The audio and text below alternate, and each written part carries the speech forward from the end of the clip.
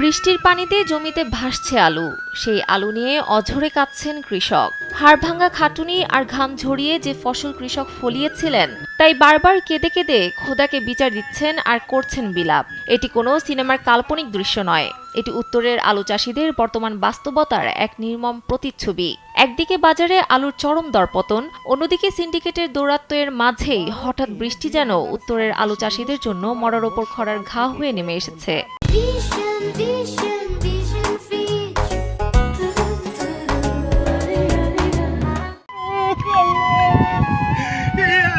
রংপুর নগরীর মাহিগঞ্জ, আমাশু, কুকরুল সদরের পালিচড়া ও পীরগাছা উপজেলা সহ বিস্তীর্ণ এলাকায় এখন শুধুই কৃষকের হাহাকার। অনেকেই সারের দাম বৃদ্ধি আর চরম সংকটের মাঝেই ধার দেনা করে আলু বুনেছিলেন। ভেবেছিলেন হিমাগারে রাখলে বাড়তি টাকা গুনতে হবে, তার চেয়ে দাম একটু বাড়লেই ক্ষেত থেকে সরাসরি বিক্রি করবেন। কিন্তু সেই সুযোগটুকুও দিল না প্রকৃতি। কৃষি বিভাগের তথ্যমতে রংপুর বিভাগের ৮ জেলায় এবার ২,২৫,৯৮৫ হেক্টর জমিতে প্রায় ৫৬,৬৮,৯৯২ টন আলু উৎপাদিত হয়েছে।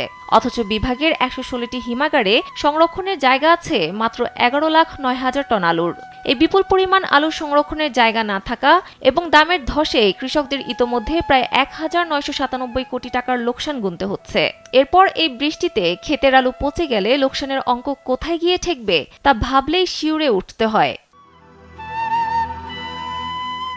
রংপুর আবহাওয়া অফিসের তথ্যমতে শুক্রবার সকাল পর্যন্ত ৪৪ মিলিমিটার বৃষ্টিপাত হয়েছে এবং আগামী কয়েকদিন এমন বৃষ্টির শঙ্কা রয়েছে।